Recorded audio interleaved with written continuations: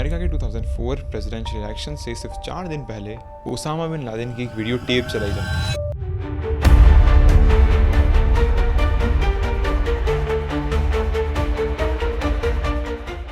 ये अमेरिका की हिस्ट्री में एक बहुत इंपॉर्टेंट इलेक्शन था। इलेक्शन के कैंडिडेट्स जॉर्ज बुश और जॉन कैरी दोनों ही दावे कर रहे थे कि इलेक्शन जीतते ही ओसामा बिन लादेन से 9/11 का बदला ज़रूर लेंगे। और जो वीडियो टेप चलाई गई थी उसमें ओसामा बिन लादेन को एक नॉर्मल कंडीशन में देखा जा सकता है, जिसमें कि वो 9/11 अटैक्स की जिम्मेदारी और ज़्यादा डायरेक्ट वे में ले रहा था। इस रिकॉर्डिंग का मोटिव पूरी दुनिया को और ख़ास करके अमेरिका को ये दिखाना था कि दुनिया का मोस्ट वांटेड पर्सन होने के बाद भी ओसामा बिन लादेन किसी न किसी कंट्री में सेफ फील कर रहा है। और जिस समय ये वीडियो इतना वायरल हो रहा था उसी समय वर्जीनिया के CIA हेडक्वार्टर्स में ओसामा को ढूंढने के लिए जो स्पेशल टास्क फोर्स बनाई गई थी उनका लगभग हर सोर्स ठंडा पड़ चुका था। और ये टाइम CIA के लिए बहुत फ्रस्ट्रेशन वाला था, क्योंकि जो ओसामा बिन लादेन इस वीडियो पे अपने गुणगान गा रहा था उसे 3 साल पहले CIA पकड़ने के बहुत करीब। 9/11 के अटैक्स के अगले ही महीने अमेरिका ने अफगानिस्तान पर कब्जा करके अलकायदा के फाइटर्स को ईस्ट साइड में ढकेल दिया और यहाँ पर अलकायदा के लोगों ने अपने आप को टोरा बोरा के अंदर मोर्चा बंद कर दिया। और CIA का ये मानना था कि ओसामा भी यहीं पर है और लोकल अफगानियों के साथ मिलकर अमेरिका ने यहाँ पर कई दिनों तक जंग लड़ी। लेकिन जब उन्हें ओसामा नहीं मिला तो उन्होंने एयर स्ट्राइक्स का यूज़ किया। लेकिन जब तक अमेरिकन आर्मी जीतती ओसामा यहाँ से भाग चुका था। अटैक्स रोकने के बाद सिर्फ 20 लोग ही पकड़ में आए और CIA ने ओसामा को पकड़ने का पहला सुनहरा मौका गंवा दिया। लेकिन इन 20 लोगों में भी एक इंसान ऐसा था जो कि ओसामा को ढूंढने में इनकी बहुत मदद कर सकता था। और इसका ये कहना था कि अफगानिस्तान में सिर्फ फैल्कन्स के लिए आया था। लेकिन जब CIA ने इसके फिंगरप्रिंट्स लिए तो उनके सिस्टम से मैच कर गए। 9/11 अटैक से कुछ ही वीक्स पहले किसी ने ऑरलैंडो एयरपोर्ट पर US में एंट्री लेने की कोशिश की थी।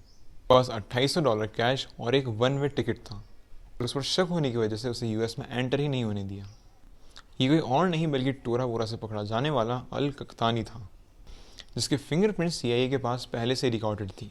और CIA के पास कख्तानी को ओसामा से जोड़ने के लिए एक और रीज़न भी था, क्योंकि जिस दिन इसने US में एंटर करने की कोशिश की थी उसी सेम डे एयरपोर्ट से UAE के अलकायदा को एक कॉल गया था। अब क्योंकि वो उस दिन एयरपोर्ट पर ही था तो इन्हें ये शक होता है कि वो कॉल कख्तानी के किसी रिसीवर ने ही किया था। फ़ोन कॉल के अलावा FBI को उसी सेम दिन ऑरलैंडो एयरपोर्ट की पार्किंग में अननोन गाड़ी मिलती है जो कि अताह ने रेंट की थी। वही अताह जिसने 9/11 अटैक्स में अमेरिकन एयरलाइन फ्लाइट को वर्ल्ड ट्रेड सेंटर के नॉर्दर्न टावर से टकराया था। इसके बाद हुई इन्वेस्टिगेशन के बाद तानी से फिर से इंटरोगेशन की जाती है और इस बार उसने अपना ओसामा के साथ कनेक्शन बता ही दिया। और 3 महीने बाद मार्च 2002 में जुबैदा नाम का अलकायदा का एक और मेंबर पकड़ा जाता है जो कि ग्रुप्स को सामान पहुंचाया करता था। उसने CIA को खालिद को पकड़वाने में मदद की और 1 साल बाद वो भी पकड़ा गया। खालिद अलकायदा का कमांडर था जिसने कि 9/11 अटैक्स प्लान किए थे। कख्तानी ने CIA को बताया कि अटैक से सिर्फ 2 महीने पहले जुलाई 2001 में खालिद ने उससे एक ऐसे पर्सन से इंट्रोड्यूस करवाया जो कि CIA के लिए एक नया नाम था, अहमद, जिसने कि कख्तानी को ट्रेनिंग दी थी। ये सारी इन्फॉर्मेशन CIA को अलकायदा के बारे में और तो बता रही थी, लेकिन इसका ओसामा से कोई कनेक्शन नहीं मिल रहा था। CIA की पूरी रिसर्च करने के बाद भी उन्हें ओसामा के बारे में कोई भी इन्फॉर्मेशन नहीं मिल रही थी। उसकी फैमिली पर भी नज़र रखी बट उनका भी ओसामा से कोई कांटेक्ट नहीं मिला। और CIA को सिर्फ इतना पता था कि ओसामा जहाँ भी है वहाँ से सिर्फ मैसेजेस भेज रहा है। और ओसामा की कुछ ऑडियो फाइल्स सुनकर CIA का टारगेट ये था कि अब सिर्फ वहाँ के लोकल नेटवर्क को टारगेट करना है। जनवरी 2004 में CIA ने एक ऐसे इंसान को पकड़ा जिसके पास से ओसामा का एक लेटर मिला और उसने ये बताया कि अहमद ओसामा का पर्सनल कोरियर था। हाँ, वही अहमद जिसने कख्तानी को भी ट्रेनिंग दी थी। अब क्योंकि इस टाइम पूरी एसोसिएशन अहमद के पीछे लग गई थी इसलिए इन्हें उसके कैरेक्टर के बारे में बहुत सारी चीज़ें पता पड़ती हैं। और खालिद का कहना था कि अहमद का कोई इतना बड़ा कैरेक्टर नहीं है। और अगले साल 2005 में फराज अल-लिबी भी पकड़ा जाता है। ये खालिद के बाद अलकायदा का कमांडर था और CIA ने जितने भी लोगों से इंटरोगेशन की थी उन सभी का अहमद के बारे में मिक्स्ड ओपिनियन था। और जो नाम CIA को पता था वो अहमद का असली नाम भी नहीं था और इसके नाम का मतलब था अहमद का पापा कुवैत से। अगले 2 साल CIA ने अपना पूरा जोर लगाकर देख लिया और ना अहमद का पता चला ना ओसामा का।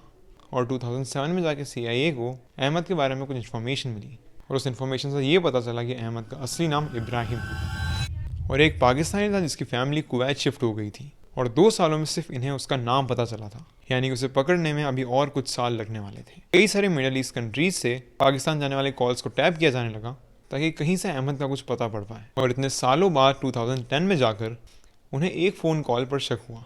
वो आपस में अरेबिक और पश्तो भाषा में बात कर रहे थे और उस कॉल में एक जवाब देता है कि मैं उन्हीं के साथ हूँ जिनके साथ पहले था। और यही वो बात थी जिससे CIA को डाउट हुआ कि यही अहमद है, और दूसरी तरफ अहमद अपनी लोकेशन बचाने की पूरी कोशिश कर रहा था। उसका फ़ोन सिर्फ कुछ मिनट्स के लिए ऑन हुआ था और फिर दोबारा से बंद हो गया, और ये तभी ऑन होता था जब वो पेशावर जाता था। तो इन सभी हरकतों से इनको पक्का यकीन हो गया कि ये अहमद ही है, और इन सब के बाद उसकी ग्राउंड रिसर्च शुरू कर दी गई। और अगस्त 2010 में एक पाकिस्तानी एजेंट को इसकी रिस्पॉन्सिबिलिटी दी गई। पहले उसने अहमद को आइडेंटिफाई किया और फिर उसका पीछा करना शुरू कर दिया। और कुछ घंटों के ड्राइव के बाद अहमद अपने घर में चला गया, और यहाँ से CIA को उसका एड्रेस पता चल जाता है। और CIA ये चांस मिस नहीं करना चाहता था, क्योंकि अहमद ही था जो कि उन्हें उसामा तक ले जा सकता था। और बहुत टाइम तक अहमद ऐसी किसी लोकेशन पर नहीं गया जहाँ की उसामा हो सकता है। तो CIA को यहाँ से ये शक होता है कि शायद उसामा अहमद के साथ इसी घर में है। और यहाँ से इन्वेस्टिगेशन का काम खत्म होता है और स्पेशल फोर्सेस को यहाँ भेजा जाता है रेड करने के लिए। और 1 मई 2011 से ये ऑपरेशन स्टार्ट होता है, और उसी रात 2 ब्लैक हॉक हेलीकॉप्टर्स अफगानिस्तान के जलालाबाद से एबटाबाद जाता है। अब ये ऑपरेशन बहुत ही कॉम्प्लिकेटेड था, क्योंकि अमेरिका ने पाकिस्तान को भी इसके बारे में कुछ नहीं बताया था। और दूसरा ये कि ओसामा का ये घर पाकिस्तान की मिलिट्री अकेडमी के बहुत ही पास था। उनके अंदर स्टर्थ टेक्नोलॉजी का यूज़ हुआ था, यानी कि वो पाकिस्तानी रडार पर शो नहीं हुए। ये ऑपरेशन 40 मिनट के लिए प्लान हुआ था। इन फोर्सेस ने सिर्फ 15 मिनट में ओसामा के घर के अंदर घुसकर 3rd फ्लोर पर जाकर मार गिराया, और बाकी का टाइम उन्हें वहाँ के लोगों से लड़ने में लग गया। एंड फाइनली 38 मिनट्स में उनका ये ऑपरेशन कंप्लीट हो गया। लैंडिंग करते टाइम एक हेलीकॉप्टर की इमरजेंसी लैंडिंग हुई थी, इसलिए वो टेक ऑफ नहीं कर पा रहा था। इसलिए पहले उसे डिस्ट्रॉय किया जाता है, एंड फिर ओसामा की बॉडी को लेकर वो सब एक ही हेलीकॉप्टर में चले जाते हैं। And that's how Osama was taken down.